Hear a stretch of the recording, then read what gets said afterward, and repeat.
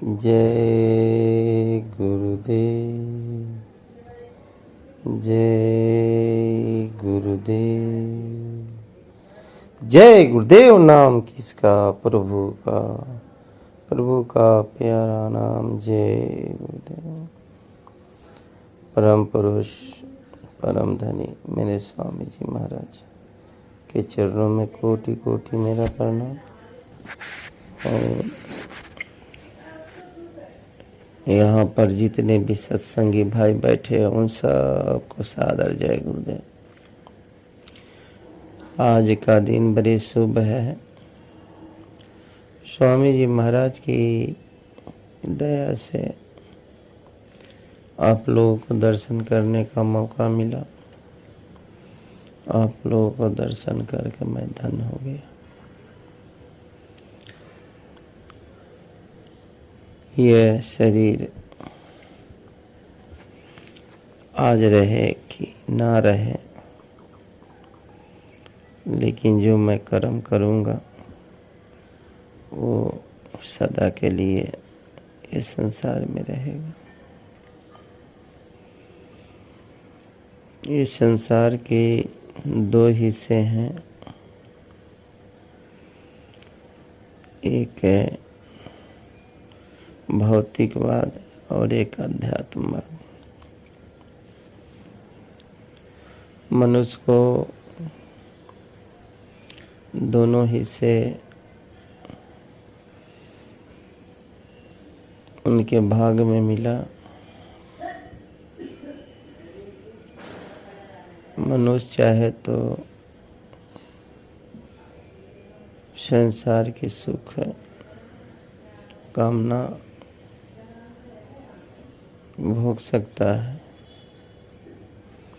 और चाहे तो उस मालिक को अध्यात्म में जाकर उसका सुख और कामना भोग सकता है।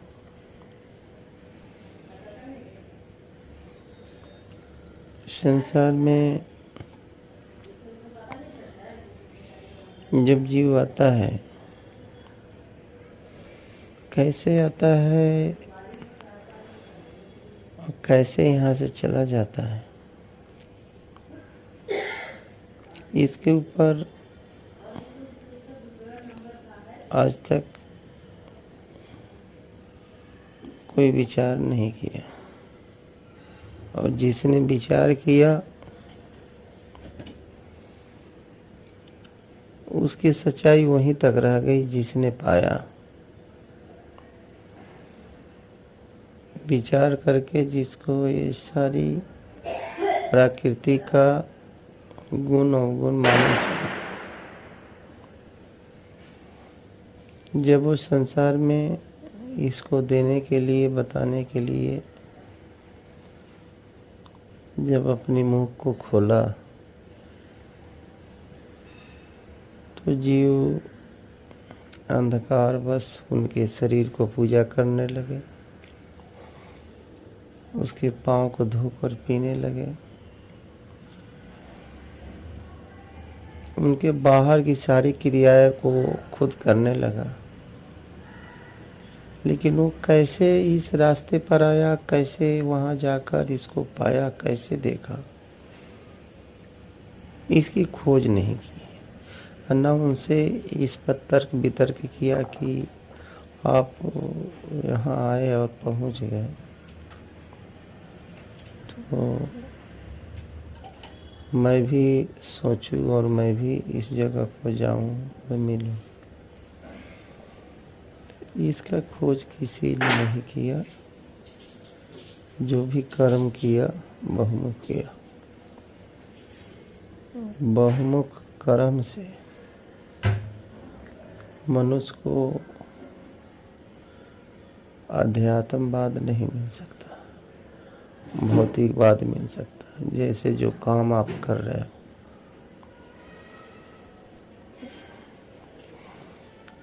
संसार के दोनों हिस्से के बारे में संतों ने वर्णन किया है। एक को अपने आँखों से, अपने हाथों से, अपने त्वचा से, अपने मुख से देखकर, सुनकर, बोलकर अपने अंदर अनुभव कर सकता है और एक को मौन रहकर अनुभव कर सकता है। बड़ी विचित्र बात संतों ने लिखा।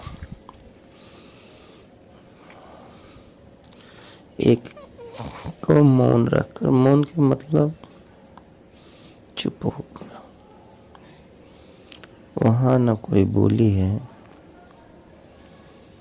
न हलचल करना है,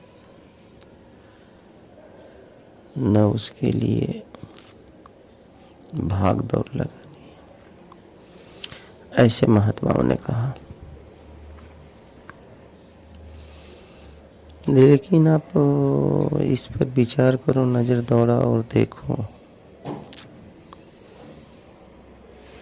क्या हम इस रास्ते पर चलते हैं? क्या हम उसको जानकारी लेने के लिए मौन हुए? क्या उसके देखने के लिए ललायित हुए? नहीं, कतई नहीं हुआ। मार्ग बदल गई। तो मार्ग जब बदला तो इंसान की सब चीज बदल गया। रहनी गहनी भी बदल गए, खान पान भी बदल गया, देखने की कला भी बदल गया, सुनने समझने की कला भी बदल गया।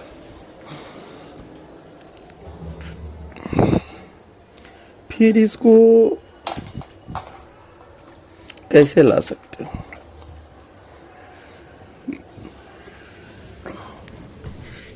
जब तक विचार नहीं बनेगा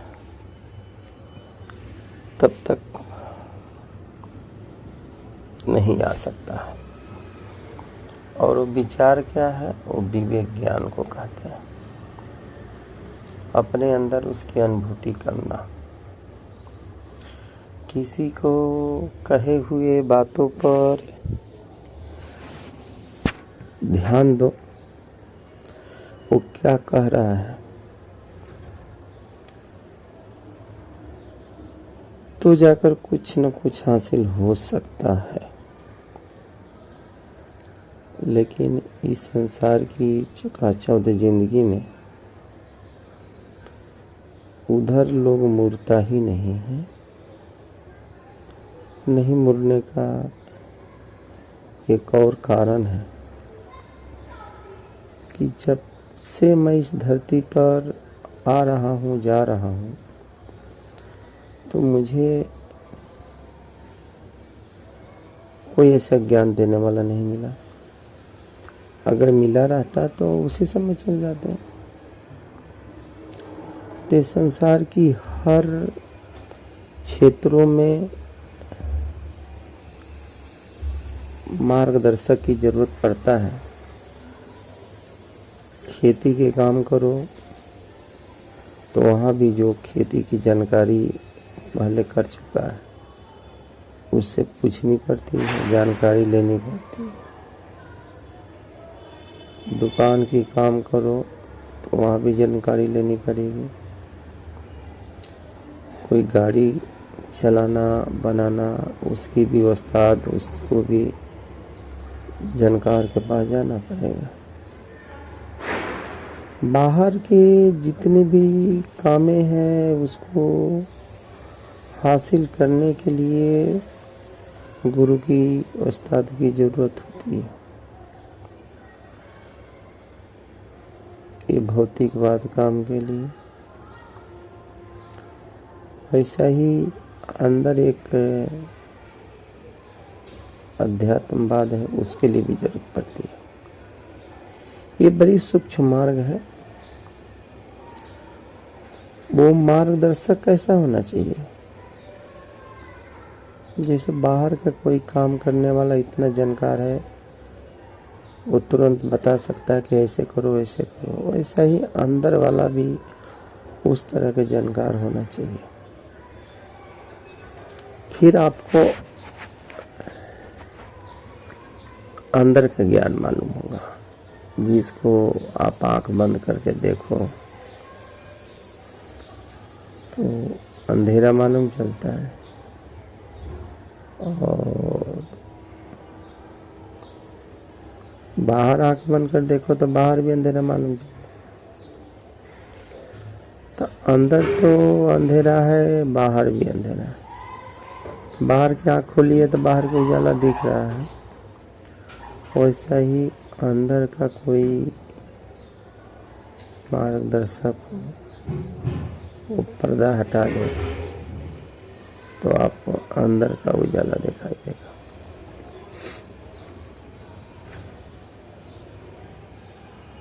तो इसके 4 हिस्से हैं, 4 हिस्से हैं। अंदर जाने के 4 हिस्से, 4 दरवाजे कह लो। एक शरीर, दूसरा मन, तीसरा आत्मा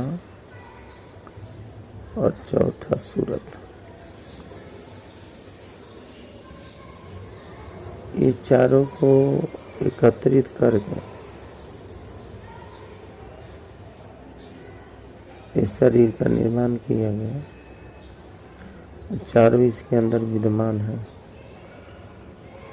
पहला है शरीर। शरीर को बनाने में माँ बाप का योगदान है। तो माँ बाप के अंदर जो तत्व है वो फिर आता कहाँ से है? खाद्य पदार्थ से। जब जीव भोजन करता है तो उससे ब्लड बनता है, और ब्लड से ओजस बनता है, जिसको व्हाइट कण कहते हैं, और उससे बीज बनता है। बीज एक अपने आप में ताकत है। बीज के अंदर ये 5 तत्व मौजूद है। जल, पृथ्वी, अग्नि, वायु, आकाश। 5 तत्व उसमें विद्यमान है। तो जब ये निर्माण की क्रियाएं जब करता है, जब पति और पत्नी जब वासना के वशीभूत होकर गमन करता है, तो वही ताकत, 5 तत्व और औरत के जो रज है वो 5 तत्व दोनों जब मेल करता है तो जाकर इस शरीर का निर्माण शुरू होता है। फिर ये शरीर बन जाता है उस खाद्य पदार्थ से।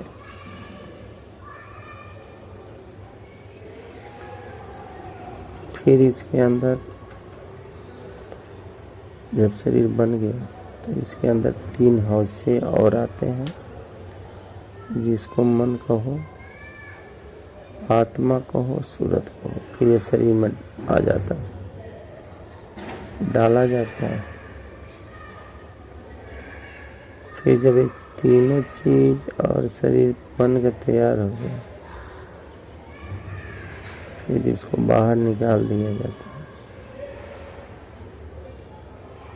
जैसे जैसे बच्चा बड़ा होते जाता है, वैसे वैसे प्रकृति का गुण उसके ऊपर असर करता है।